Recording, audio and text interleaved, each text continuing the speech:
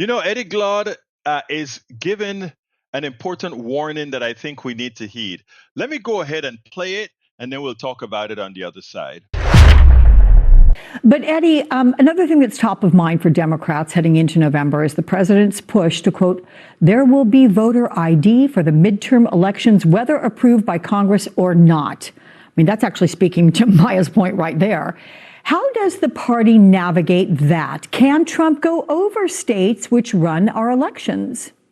Well, I think the Democratic Party has to be prepared for anything. Donald Trump has proven over and over again, and it's not just Donald Trump, it's the folk around him, the folk underneath him. They've proven over and over again that they're willing to run roughshod over democratic processes.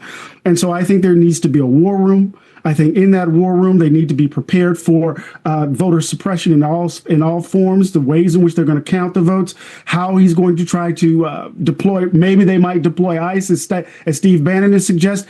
Any and everything that they can imagine, they need to prepare for. Because I think, given the lay of the land, Alex, they know that they cannot win the election in a straight up battle. So we have to be prepared. The Democrats in particular have to be prepared for Donald Trump and Republicans to cheat. And we need to be explicit in describing it just as that. They are preparing to steal the election. And we need to understand that for what it is.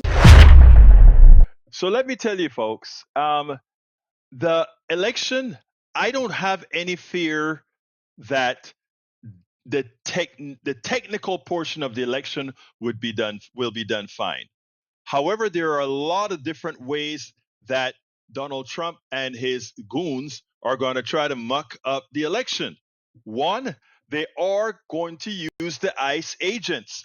That's why they're locating them in a lot of cities where they can create disruption.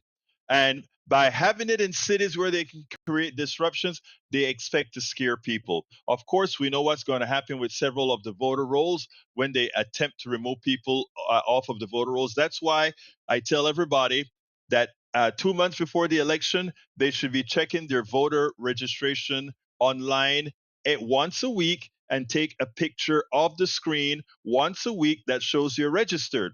If you're not registered, you go ahead and register. You continue to check to make sure that that you are in fact registered as a voter.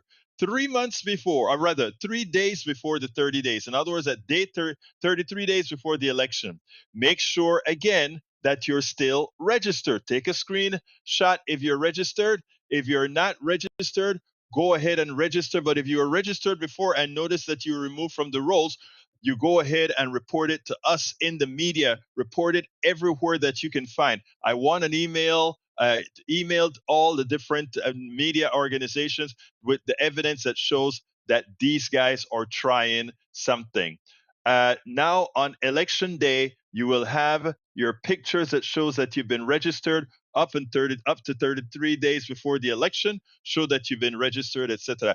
Look, they can try as much as they can. If we outvolume them, which is what I expect to happen, there is nothing they can do to win this election. And in fact, I believe a lot of what they're doing will make people not only upset, mad, but will empower folks to realize, hey, I really make a difference. I'm going to go vote. And let me tell you, this is wild thinking, but we could have such an onslaught that we get veto proof. Again, remember, Republicans are mad. I'm not talking about MAGA. MAGA is 33% of the population or less. Republicans are mad too. You would not imagine how cataclysmic for MAGA this election could turn out to be.